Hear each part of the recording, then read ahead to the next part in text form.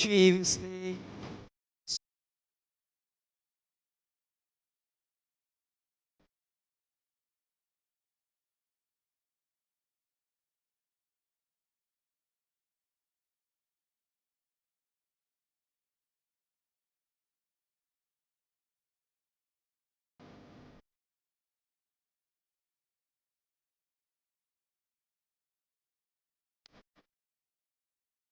క్రీస్తును క్రైస్తవ్యాన్ని ద్వేషించి దూషించిన క్రీస్తు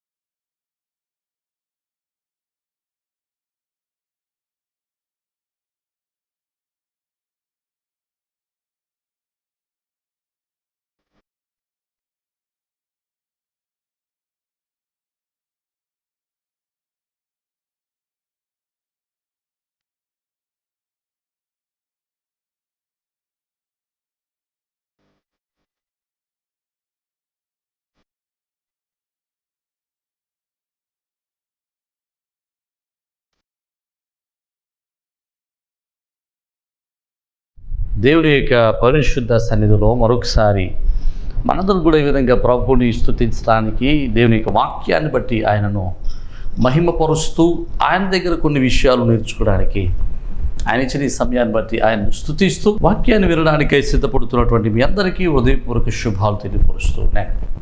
మీ అందరి కోసం మేము ప్రార్థన చేస్తున్నాం. మీరందరూ మమ్మల్ని ఫోన్ చేస్తూ ఉన్నారు.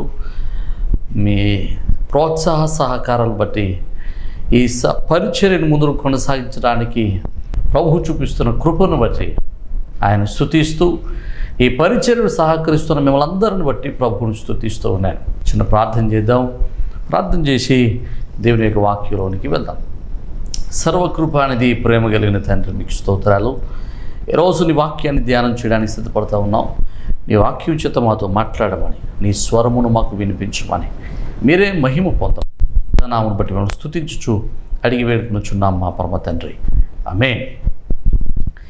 ప్రియమైన దేవుని బిడ్డలారా, ప్రతి క్రైస్తవ జీవితానికి క్రైస్తవుని యొక్క ఉన్నతమైన స్థితికి ఆధారమైనది ఈ భూమి మీద మనుషుడు క్రైస్తవుడు ఆత్మీయ శిఖరాలు ఎక్కడానికి అవసరమైనది శారీరక అభివృద్ధి కాదు కానీ ఆత్మీయ అభివృద్ధి అని అపోస్తలుడైన పౌలు రాస్తూ ఉన్నాడు.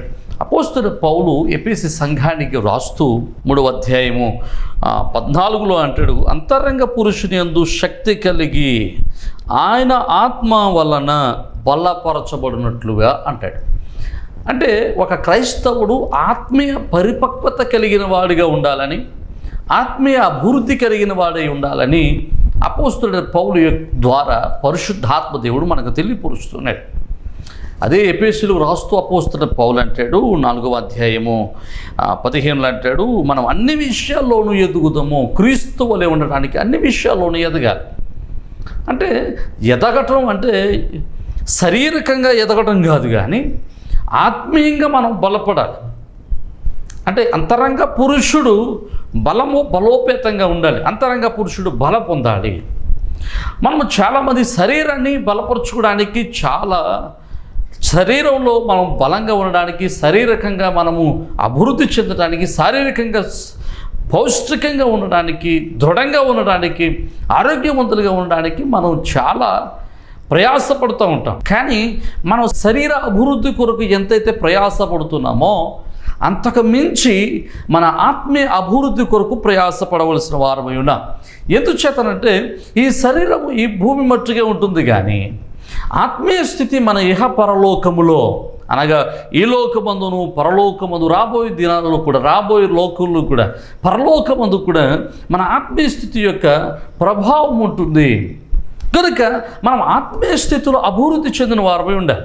ఆత్మీయత స్థితిలో శిఖరాలు అధిరోహించే వారమై ఉండాలి. ఆత్మ బలమును పొందుకునే వారమై ఉండాలి. ప్రతి క్రైస్తవుడు కూడా ఒక క్రీస్తు వలె ఉండాలి. చాలామంది అంటూ ఉంటారు, మీరు పాస్టర్ గారు కదండి, మీరు అలాగే ఉండాలి, మేము విశ్వాసులు కదండి, మేము ఇలాగే ఉండాలని. పాస్టర్ గారైనా, సేవకులైనా, విశ్వాసులైనా, అపోస్తులైనా, రెవరెండ్లైనా, బిషప్లైనా ఇందులో తారతమ్యం లేదు.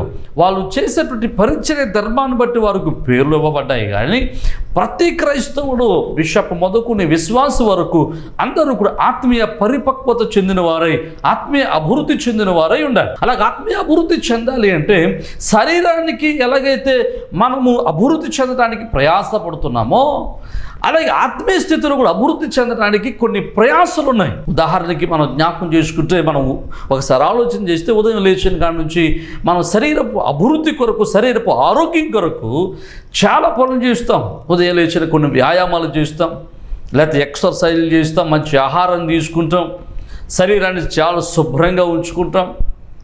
ఈ శరీరంలో అభివృద్ధి లేకపోతే వీడు అవిటివాడు అని ఎలాగ అంటామో, ఆత్మీయ స్థితిలో కూడా అభివృద్ధి లేకపోతే ఆత్మీయంగా నువ్వు అవిటివాడు. అయితే ఆత్మీయంగా నువ్వు అభివృద్ధి చెందాలి అంటే, ఆత్మీయంగా ఉన్నత శిఖరాలు అధిరోహించాలంటే, ఆత్మీయ శిఖరాలు నువ్వు ఎక్కాలి అంటే, క్రీస్తు వలె నువ్వు ఉండడానికి, క్రీస్తు వలె నువ్వు మారడానికి, నువ్వు మారాలి అంటే, క్రీస్తు వలె నువ్వు మారాలి అంటే ఖచ్చితంగా కొన్ని ఎక్సర్సైజులు చేయాలి, అంటే కొన్ని వ్యాయామాలు చేయాలి. అందుకని ఈరోజు మీకు ఆత్మీయ వ్యాయామం, మనం ఆత్మీయంగా బలపడడానికి, ఆత్మీయంగా భద్రపరచబడడానికి, ఆత్మీయంగా ఉన్నత శిఖరాలు అధిరోహించడానికి, దినదినము ఉన్నతమైన శిఖరాలు అధిరోహించడానికి ఒక విశ్వాసకుడు ఒక బిషప్ వలె, ప్రతి విశ్వాసి, ప్రతి క్రైస్తవుడు ఒక క్రీస్తు వలె లోకంలో కనబడాలి అంటే కొన్ని వ్యాయామాలు ఉన్నాయి. ఆ వ్యాయామాలు ఈరోజు మీకు జ్ఞాపకం చేయాలని నేను ఇష్టపడుతూ ఉన్నాను. ఆ వ్యాయామాలు మొదటిది, ప్రతిరోజు ప్రతి క్రైస్తవుడు చేయాల్సిన కొన్ని వ్యాయామాలు. ప్రతిరోజు మనం లేచి ఎలాగైతే మొహం కడుక్కుంటున్నామో, ఎలాగైతే పళ్ళు శుభ్రం చేసుకుంటున్నామో, ఎలాగైతే స్నానం చేస్తున్నామో, ఎలాగైతే చక్కగా పౌడర్ రాసుకుంటున్నామో, ఎలాగైతే చక్కని ఆహారం తీసుకుంటున్నామో, ప్రతిరోజు చేసే కార్యక్రమాలు మన శరీర అభివృద్ధి చెందడానికి మనం ఎలాగైతే చేస్తున్నామో, అలాగనే మనం అభివృద్ధి చెందడానికి, ఆత్మీయ అభివృద్ధి చెందడానికి కొన్ని పనులు చేయాలి. ప్రతిరోజు చేయాల్సిన కొన్ని పనులు ఉన్నాయి. ఆ ప్రతిరోజు చేయాల్సిన పనులు నువ్వు ప్రతిరోజు ఒక క్రైస్తవుడు చేయగలిగితే, ఆ క్రైస్తవుడు ఉన్నతమైన ఆత్మీయ శిఖరాలు ఎక్కగలుగుతాడు. ప్రతి విశ్వాసి ఒక క్రీస్తు వలె మార్చబడగలుగుతాడు. నీవు కూడా ఒక క్రీస్తు వలె లోకానికి కనపడతావు. ఈరోజు నువ్వు ఒక క్రీస్తు వలె అన్ని విషయాల్లో ఎదగాలి అంటే, క్రీస్తు వలె ఉన్నతమైనటువంటి క్రైస్తవ స్వారూప్యాన్ని, దేవుని యొక్క స్వారూప్యాన్ని నువ్వు కలిగి ఉండాలంటే ప్రతిరోజు నువ్వు చేయాల్సిన వ్యాయామాలు ఉన్నాయి. అందులో మొదటిది మనం చదువుకుందాం. పరిశుద్ధ గ్రంథంలో నుండి కీర్తనల గ్రంథము 145వ కీర్తన మొదటి చరణం. భక్తుడైనటువంటి దావీదు రాస్తూ ఉన్నాడు అక్కడ, అనుదినము నేను నిన్ను స్తుతించెదను. రెండవది 92వ కీర్తన మొదటి వచనం అన్నాడు, యెహోవాను స్తుతించుట మంచిది. ఈరోజు మొట్టమొదటిగా మనం ఆత్మీయ శిఖరాలకు ఎక్కాలంటే ప్రతిరోజు క్రైస్తవుడు చేయాల్సినటువంటి మొదటి పని ఏంటంటే ఆరాధన, స్తుతి, కృతజ్ఞత. సమాజంలో మనం చూద్దాం ఒకసారి, భూమి మీద 2 జంతువులు ఉన్నాయట. 2 జంతువులు ఉంటే, ఒకటి ఈ భూమి మీద అది ఏది తిన్నా సరే, అంటే ఒక బియ్యపు గింజ నోట్లో వేసుకుందాం అనుకోండి, వెంటనే పైకి చూస్తుందట. లేకపోతే ఒక గుచ్చక నీళ్ళు తాగింది అనుకోండి, ఒకసారి పైకి చూస్తుందట. అంత మాటలు కూడా, అంటే తాను ఏది తీసుకున్నా, తాను ఏది తిన్నా, తాను తిన్నటువంటి ఆహారాన్ని బట్టి ప్రభువుని స్తుతిస్తుందట. అయా పైనున్న దేవా, నువ్వు నాకు ఈరోజు ఈ ఆహారాన్ని పెట్టావని. ఇంకో జీవి కూడా ఉందట. ఆ జీవి ఇక భూమి మీద ఎప్పుడు చూసిన కింద తిరగటమేనట. దొరికిందల్లా అది పరిశుద్ధమైనదా, అపరిశుద్ధమైనదా, శుద్ధమైనదా ఏడు చూడకుండా తింటూనే ఉండదట. అది తన జీవితంలో ఎప్పుడు తన తలను పైకెత్తి చూడదట, ఒకే ఒకసారి చూస్తుందట. ఎప్పుడు దాన్ని పట్టుకుని 2 కాళ్ళకు కట్టి, ఆ కాళ్ళ మధ్యలో నుంచి కర్రబెట్టి దాన్ని మోసుకుని పోతున్నప్పుడు అప్పుడు మాత్రమే చూస్తుందట పైకి. ఇలాంటి క్రైస్తవులు లేరా? ఈరోజు నువ్వు ఎలాంటి క్రైస్తవుడు? దేవుడు నీకు ఇచ్చినటువంటి సమస్తాన్ని బట్టి దేవుడిని స్తుతిస్తూ ఉన్నావా? దశలోనికి పత్రికల అపోస్తలుడైన పౌలు అంటాడు, ప్రతి విషయంలోనూ కృతజ్ఞతాస్తుతులు చెల్లించుట మీ పట్ల దేవుని చిత్తము అంటాడు.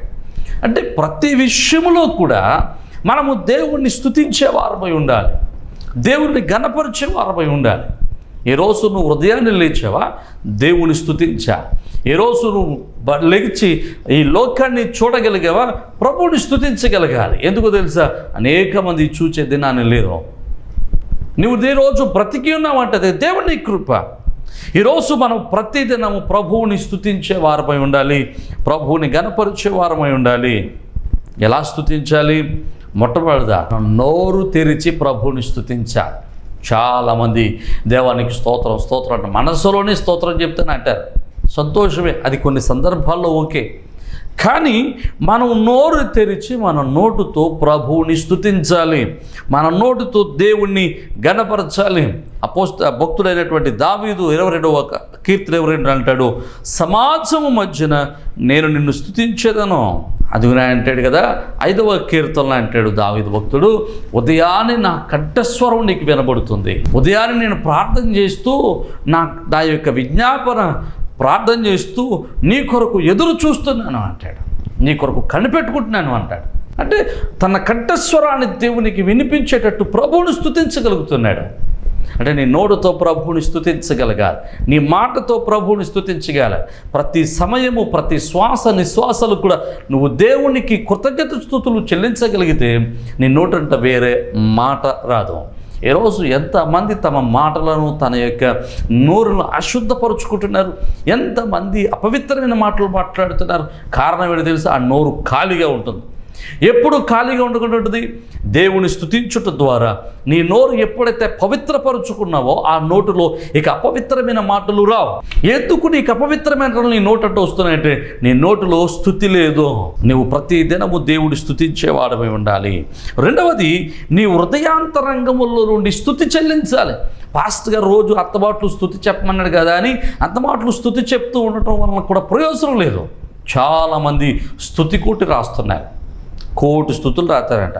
వీడు సీరియల్ చూస్తూ ఉంటాడు, స్తుతి రాస్తుంటాడు, సీరియల్ చూస్తుంటాడు, స్తుతి రాస్తుంటాడు. దానివల్ల ప్రయోజనం ఉంటుందా? లేకపోతే పక్కన ఉన్నవాడితో చూస్తూ పక్కన ఉన్నవాడితో మాట్లాడుతూ స్తుతి రాస్తాడు, దీనివలన ప్రయోజనం లేదు. స్తుతి అయినటువంటిది హృదయాంతరంగంలో నుంచి రావాలి. వీడు కోటి స్తుతులు రాయడానికే టార్గెట్ తప్ప నేను కోటి స్తుతులు కోటి పర్యాయాలు నేను దేవుని స్తుతించాలి అనేటువంటిది వానికి తలంపుగా ఉండదు. కానీ ఒక విశ్వాస అలవాటు చేసుకోవలసింది రాయడం కాదు, హృదయాంతరంగంలో ప్రభువు చేసిన ప్రతి మేలుకు ఆయనను స్తుతించటం, ఆయనను గణపరచడం అలవాటుగా మార్చుకోవాలి. హృదయములో ఆయనకు స్థానం ఇచ్చి ఆయన స్తుతించడం అలవాటు చేసుకోవాలి. ఆయనకు స్థానం ఇవ్వాలి, ఆయనను గణపరిచేటువంటి మనస్సు నీకు ఉండాలి. ప్రతి విషయంలో దేవా ఈ చొక్కా నేను వేసుకోగలుగుతున్నానంటే ఇది నువ్వు ఇచ్చింది అని ప్రభుతో మాట్లాడగలిగితే నేను హృదయం దేవుని స్తుతించకుండా ఉండదు. నువ్వు ఎప్పుడైతే హృదయములో స్తుతికి స్థానం ఇచ్చావో, ఎప్పుడైతే హృదయాంతరంగంలో ప్రభువుని కనపరచడం మొదలుపెట్టావో నీ హృదయము దేవునికి ఆలయం అయిపోతుంది. ఎప్పుడైతే నీ హృదయము దేవునికి ఆలయంగా మారుతో నీ జీవితంలో సాతానుడి యొక్క ఆలోచనలు రమ్మన్నారా. ఈరోజు హృదయం నిండా సాతానుడి యొక్క ఆలోచనల చేత ఎందుకు మన హృదయాలు కలవరపడుతున్నాయి? కారణం ఏంటో తెలుసా? మన హృదయంలో సాతానుడి ఆలోచనలకు స్థానం ఇస్తున్నాం. ఎందుకంటే హృదయంలో దేవునికి స్థానం లేదు. దేవుడు ఇది చేశాడో, ఇది దేవుని కృప వలన కలిగే ఉన్నాను, ఈరోజు ఈ స్థితి ఉన్నానంటే దేవుని స్థితి దేవుని కృప మాత్రమే అనేటువంటి ఆలోచన హృదయంలో రావడం లేదు. అలాంటి ఆలోచన హృదయంలోకి వచ్చినప్పుడు మాత్రమే నీ హృదయం నిండా ప్రభువు నిలిచి ఉంటాడు, ఆ హృదయాన్ని శుద్ధీకరిస్తాడు. రెండవది, మూడవది, ప్రతి ఆదివారం సమాజంగా మనం ప్రభువుని స్తుతించాలి. ఇది వాక్యం చెబుతూ ఉంది. అందులో దావీదు అంటాడు కదా, సమాజము మధ్యన నేను స్తుతిస్తాను. అంటే ఇంట్లో కూర్చొని ప్రార్థన చేస్తున్నాను, ఇంట్లో కూర్చొని స్తుతిస్తున్నానంటే సరిపోదు. ప్రతి ఆదివారం తప్పనిసరిగా నీవు దేవుని స్తుతించడానికి దేవుని ఆలయానికి వెళ్ళాలా. అపోస్తుల కార్యాల గ్రంథంలో మనం చూస్తే అపోస్తుల కార్య గ్రంథంలో అనేక పర్యాలు సంఘముగా కూడి వారు దేవుని స్తుతించారు. వారు సంఘముగా దేవుని స్తుతించారు కాబట్టి ప్రతి వ్యక్తిగతంగా ప్రతి వ్యక్తి ఆశీర్వదింపబడ్డారు, ప్రతి విశ్వాసి ఆశీర్వదింపబడ్డారు. సమాజంగా కూడి ఆరాధించడం ద్వారా, సమాజముగా కూడి ప్రభువుని స్తుతించడం ద్వారా వ్యక్తిగతంగా నువ్వు ఆశీర్వదింపబడతావు. ఒకవేళ నేను చాలా భక్తిపరుడండి, నేను ప్రార్థనకి వెళ్ళకపోయినా పర్లేదు అని నువ్వు అనుకుంటున్నావేమో. సమాజంగా కూడి సంఘముగా కూడి ప్రార్థన చేయడం ద్వారా, సంఘముగా కూడి ప్రభుని స్తుతించడం ద్వారా వచ్చే ఆశీర్వాదములో నువ్వు పాలు పప్పులు పొందకుండా పోతున్నావేమో. ఒకసారి ఆలోచన చేయండి. అందుకని హెబ్రీయులకు రాసినటువంటి పత్రికల అపోస్తలుడు పౌలు అంటాడు కదా, అనేకులు మానుకుడు చూడట్టుగా సమాజంగా కూడుట మానొద్దు అంటాడు. మూడవది, తప్పనిసరిగా మందిరానికి వెళ్ళి మందిరములో సమాజముగా సంఘముగా కలిసి ప్రభువుని స్తుతించాలి. అలా స్తుతించగలిగితే అలనాడు 120 మంది మేడగదులు కూర్చున్నప్పుడు పరిశుద్ధాత్మ దేవుడు దిగి వచ్చి వారిని ఆశీర్వదించిన, వారిని అభిషేకించినట్లుగా ప్రతి ఒక్కరిని ఆశీర్వదించబోతున్నాడు, ప్రతి ఒక్కరిని అభిషేకించబోతున్నాడు. అందులో నీవు ఉండబోతున్నావు. నీ మీద కూడా ఆయన పరిశుద్ధాత్మ అభిషేకము దిగి రాబోతూ ఉంది. ప్రభువుని స్తుతించుట అనే విషయాన్ని మనం ఎత్తి పరిస్థితుల్లోనూ చులకనగా తీసుకోవడానికి వెళ్ళేదాం. ఇక 4వది మనం ప్రభువుని ఎలా స్తుతించాలి? ఆయనకు కృతజ్ఞతార్పణలు అర్పించుట ద్వారా. 10వ కీర్తన 4వ చరణం అన్నాడు, కృతజ్ఞతార్పణలు అర్పించుచు ఆయన గృహములో ప్రవేశించాడు. దేవుని సన్నిధికి వెళ్ళేటప్పుడు ఒట్టి చేతులతో వెళ్ళొద్దు. ఇది బాగా అలవాటు అయిపోయింది సేవకులు కానివ్వండి, లేదా విశ్వాసులు కానివ్వండి. దేవుని మందిరములోనికి వెళ్ళినప్పుడు నువ్వు కృతజ్ఞత కానుకతో వెళ్ళాలి, కృతజ్ఞత అర్పణతో వెళ్ళాలి. దేవుడు నా జీవితంలో ఈ మేలు చేశాడు, దేవుడు ఈరోజు నా జీవితంలో ఈ కార్యం చేశాడు, ఈ వారం రోజులు నేను పని చేసుకోవడానికి దేవుడు సహాయం చేశాడు, ఆరోగ్యాన్ని ఇచ్చాడు అని చెప్పి నీకు ఆరోగ్యాన్ని ఇచ్చినటువంటి దేవునికి స్తుతి చెల్లిస్తూ, నీకు సామర్థ్యతనిచ్చిన దేవుడు, నువ్వు ఐశ్వర్యాన్ని సంపాదించుకోవడానికి సామర్థ్యత ఇచ్చినటువంటి దేవునికి స్తుతియాగముగా నీ వచ్చిన రాబడిలో కొంత దేవునికి కృతజ్ఞతాస్తుతిగా అర్పణను తీసుకుని వెళ్ళాలి. దావీదు ఎంత కృతజ్ఞతగా కానుకిచ్చాడో తెలుసా? దేవుని మందిరాన్ని కట్టడానికి దావీదు ఇచ్చినటువంటి అర్పణ 34,20,000 కేజీల బంగారాన్ని దేవుని సన్నిధికి అప్పగించి అంటున్నాడు, ప్రభువా నీవు నాకు ఇచ్చిన దానిలో కొంత నీకు ఇస్తున్నాను అంటున్నాడు. ఈరోజు సంఘానికి వెళ్ళేటప్పుడు, మందిరానికి వెళ్ళేటప్పుడు ఇంకా పూర్వకాలంలాగా రూపాయలు, 10 రూపాయలు, 2 రూపాయల కాసులు, 5 రూపాయల కాసులు పట్టుకెళ్తున్నామేమో. దరిద్రమైన జీవితం అది. నువ్వు ఇంక అక్కడే ఉండిపోతావు. దేవుడు నీకు అదే మేలు చేశాడా? నీకు దేవుడు చేసిన మేలుకు ప్రతిగా ఆయనకు కృతజ్ఞత చెల్లించేవాడిగా ఉండాలి. ఆఫ్టర్ ఆల్ ఒక అధికారి నీకు లోన్ రాసినందుకే వాడికి అట్టుకెళ్ళి లోన్ రాసిన అధికారికి నువ్వు ఎన్ని ఇస్తున్నావు, అసలు ఇప్పుడు ఇస్తున్నావు లేదు నాకు తెలియదు, కానీ ఇంతకముందు అయితే నాకు కొంతమంది చెప్పారు, ఇదిగోండి అయ్యారు మరి లోన్ రాసినటువంటి వ్యక్తికి అరటికాయలు పట్టుకెళ్ళానండి, పనసకాయ పట్టుకెళ్ళానండి, లేకపోతే అది పట్టుకెళ్ళండి, ఇది పట్టుకెళ్ళండి, కొబ్బరికాయలు పట్టుకెళ్ళానండి. పట్టుకెళ్తున్నావే, ఎందుకు పట్టుకెళ్తున్నావు? ఆయన నీకు మేలు చేశాడని నువ్వు ప్రతిగా అతనికి కానుక ఇస్తున్నావు, సంతోషమే. నీకు అంతకంటే మేలు చేసినటువంటి దేవునికి నువ్వేమి చెల్లిస్తున్నావు అంటే? మొట్టమొదటిగా క్రైస్తవ జీవితంలో మనం నేర్చుకోవాల్సింది దేవునికి కృతజ్ఞత చెల్లించుతాం. ప్రతి దినము, ప్రతి క్షణము దేవుని స్తుతిస్తూ ఉండాలి. అనుక్షణము నీ నోటిలో దేవుని స్తుతియాగము చెల్లిస్తూ ఉండాలి. స్తుతి లేని గృహము, స్తుతి లేని జీవితము, జీవము లేని గృహం లాంటిది, జీవం లేని ప్రాణం వంటిది, శరీరం వంటిది. జాగ్రత్తగా ఆలోచన చేయండి. స్తుతి నీ నోట ఉంటే నీ దేవుడు నీతో ఉంటాడు. స్తుతి నీ ఇంటిలో ఉంటే దేవుడు నీ ఇంటిలో నివాసం ఉంటాడు. ఎక్కడ స్తుతి ఉందో అక్కడ ఆయన ఉంటాడని వాగ్దానం చేస్తున్నాడు దేవుడు. ఆయన స్తుతుల మీద సింహాసనాసీనుడు. ఈరోజు నీ ఇంటిలో నీ కుటుంబంగా కలిసి దేవుని స్తుతించే అలవాటు నీకుందా? ఎప్పుడైతే నీ ఇంటికి వారితో కలిసి నువ్వు స్తుతించడం ప్రారంభించావో దేవుని యొక్క సింహాసనం అక్కడ వేయబడుతుంది. నీ ఇంట్లో ఆయన కూర్చుంటాడు. అదే ఆయనకి వేసే కుర్చీ. చాలామంది దేవుని కుర్చీలు వేస్తారు. ఇదిగో దేవునికి కుర్చీ, ఇది దేవుని కుర్చీ, అది దేవుని కుర్చీ అని. వారి విశ్వాసాన్ని నేనేమంటం లేదు, కానీ ప్రతి విశ్వాసం గురించి మాట్లాడుతున్నాను. నీ ఇంట్లో కుర్చీ వేసి నువ్వు ఇంటి పక్కన కూర్చొని టీవీ చూస్తే దానివల్ల ప్రయోజనం లేదు. ఆయన కూర్చొని ఆయన కూర్చోడు. ఆయనకి వేయాల్సిన కుర్చీ ఏంటో తెలుసా? స్తుతి అనేటువంటి కుర్చీ. కుర్చీ వేసేటప్పుడు నీ హృదయం నిండా ప్రభువుని స్తుతించుట ప్రారంభిస్తే నీ హృదయంలో ఆయన నివాసం ఉంటాడు, నీ ఇంటిలో ఆయన నివాసం ఉంటాడు, నీ మందిరంలో ఆయన నివాసం ఉంటాడు, నీ బ్రతుకులో ఆయన నీతో పుట్టాడు. ప్రతిదినం ఒక విశ్వాసం చేయాల్సిన మొదటి పని స్తుతి చెల్లించుట. రెండవది మనం చదువుకుందాం.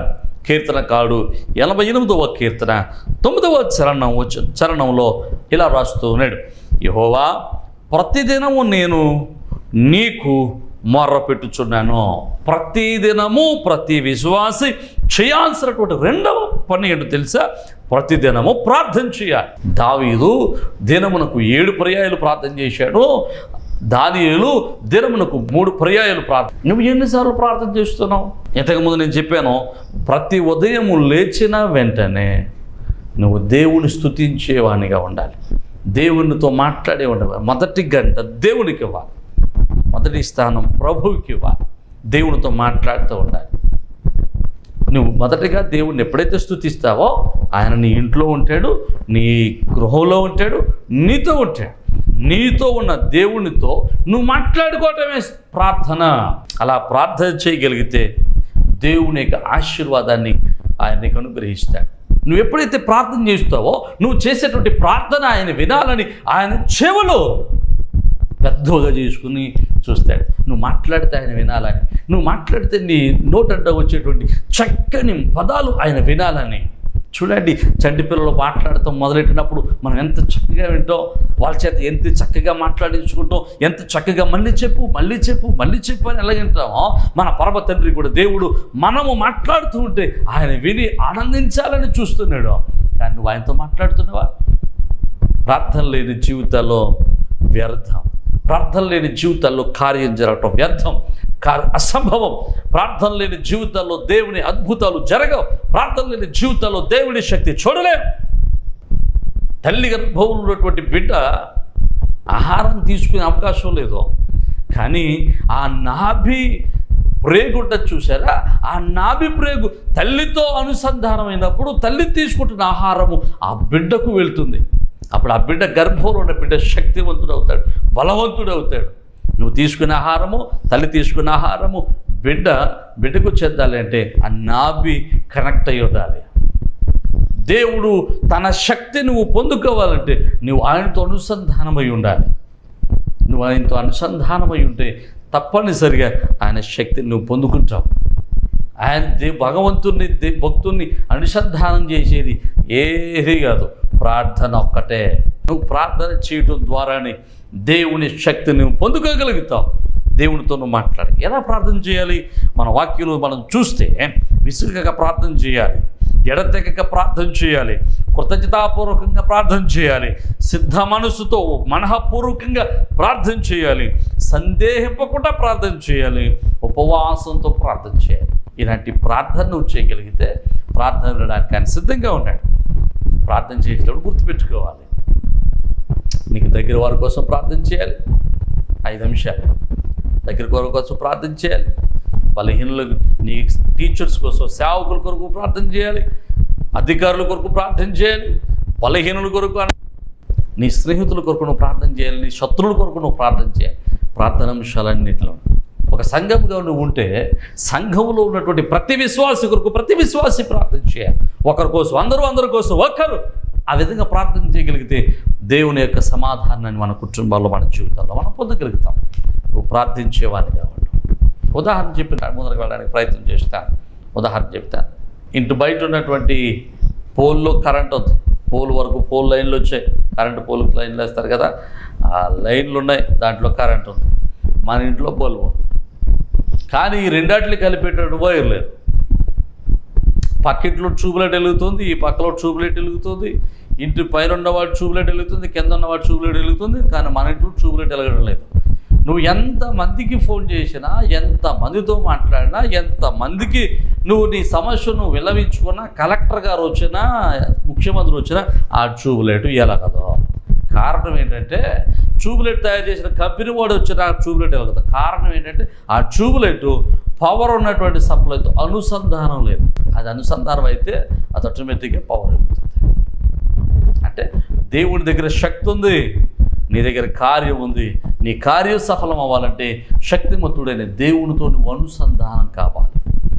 అప్పుడు నీ జీవితంలో నువ్వు పొందుకోవాలనుకున్న ప్రతి ఆశీర్వాదాన్ని నువ్వు పొందుకోగలుగుతావు.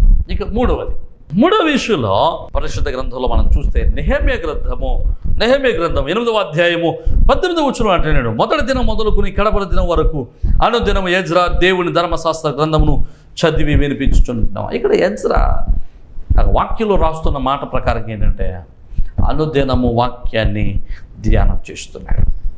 అంటే మూడవది ప్రతి క్రైస్తవుడు చేయాల్సిన మూడవ పని తెలుసా? ప్రతిదినము వాక్యాన్ని వినాలి, వాక్యాన్ని ధ్యానం చేయాలి, వాక్యాన్ని చదవాలి. అది అంటాడు కీర్తనకారుడు 1వ అధ్యాయము 2వ వచనం అన్నాడు, యెహోవా ధర్మశాస్త్రము ఆనందించు దేవరాత్రులు దాన్ని ధ్యానించువాడు ధన్యుడు. ఎవడు ధన్యుడయ్యా అంటే వాక్యాన్ని ధ్యానం చేయడం. చూడండి లెక్కలు చెప్తారు. మొదటిగా స్తుతించుట ద్వారా దేవుడు నీ దగ్గర ఉన్నాడు. రెండవది ప్రార్థించుట ద్వారా దేవుడు నీ ప్రార్థన వింటున్నాడు. మరి నీ ఇంట్లో ఉన్న దేవుడితో నువ్వు మాట్లాడుతున్నావు, నీ ఇంట్లో నీకు స్తుతించడం ద్వారా నీ ఇంట్లో నివాసం ఉంటున్న దేవుడితో ప్రార్థన చేయడం ద్వారా నువ్వు మాట్లాడుతున్నావు. మరి నీ ఇంట్లో ఉన్న దేవుడు నీతో ఎలా మాట్లాడతాడు? ఆ మాట్లాడేది వాక్యం. నువ్వు వాక్యం వింటే, వాక్యానుసారంగా జీవిస్తే, వాక్యాన్ని ధ్యానం చేస్తే ప్రతి దినము దేవుడు నీతో మాట్లాడుతూనే ఉంటాడు. ప్రతి దినము ప్రభు తన యొక్క చిత్తాన్ని నీకు తెలియపరుస్తూనే ఉంటాడు. ఆయన ప్రేమను గురించిన జ్ఞానాన్ని దేవుడు నీకు తెలియపరుస్తూనే ఉంటాడు. నీ జీవితంలో ఎలాగూ ఎదగాలో, నీ జీవితంలో ఎలాగ ఆశీర్వదింపబడాలో, నీ జీవితంలో ఎలాగూ నడుచుకుంటే నీ జీవితం ఆశీర్వదకరంగా ఉంటుందో, నీ బాధల్లో నెమ్మదినివ్వడానికి వాక్యమే ఆధారం. ఆయన వాక్యం అంటున్నాడు, ఆయన వాక్యం మన బాధలో నెమ్మదినిస్తుంది. ఆ వాక్యము మండ వంటి హృదయాల్ని మెత్తన చేస్తుంది. ఆయన వాక్యం మన పాదాలకు దీపంగా ఉంటుంది. ఆయన వాక్యం మనకు ఆహారంగా ఉంటుంది. ఆయన వాక్యాన్ని వింటే అదే మనకు ఆహారం. మనుషుడు రొట్టె వలన మాత్రమే కాదు, ఆయన నోటి నుంచి ప్రతి వాక్యం వలన, ప్రతి మాట వలన బ్రతుకుతాడు. అంటే ఆ వాక్యం వలన బ్రతకడం అంటే శారీరకంగా అని ఉద్దేశం కాదు, కానీ ఆత్మీయంగా నువ్వు బ్రతకాలి అంటే ఆయన వాక్యాన్ని వినాల్సిందే.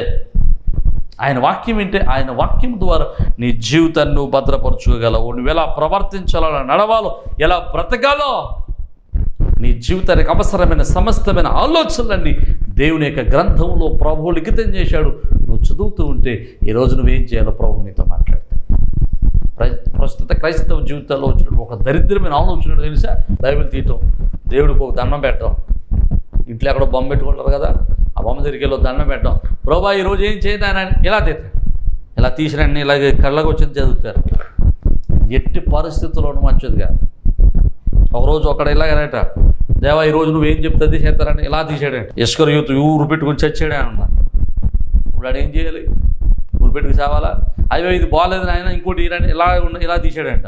ఈ శరణ్ నువ్వు చేయాల్సింది తొందరగా చేయాలన్నాడంట. ఏం చేస్తాడు ఇప్పుడు? చేసి ఎలా వాకి దేవుడు బాగోలేదు అన్నాడు.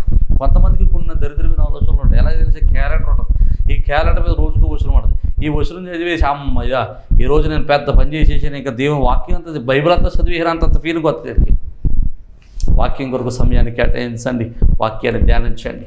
వాక్యాన్ని ధ్యానించేవాడు నీటి కాలువల వారన నాటబడిన చెట్టు వలె ఆశీర్వదింపబడతాడు, ఫలభరితంగా ఉంటాడు. ఈరోజు వాక్యాన్ని విని నీ జీవితంలో ఫలభరితమైన ఆశీర్వాదాలు నువ్వు చూడగలుగుతావు. మొదటిది నువ్వు ఖచ్చితంగా స్తుతించాలి. రెండవది ప్రార్థన చేయాలి. మూడవది వాక్యాన్ని చదవాలి.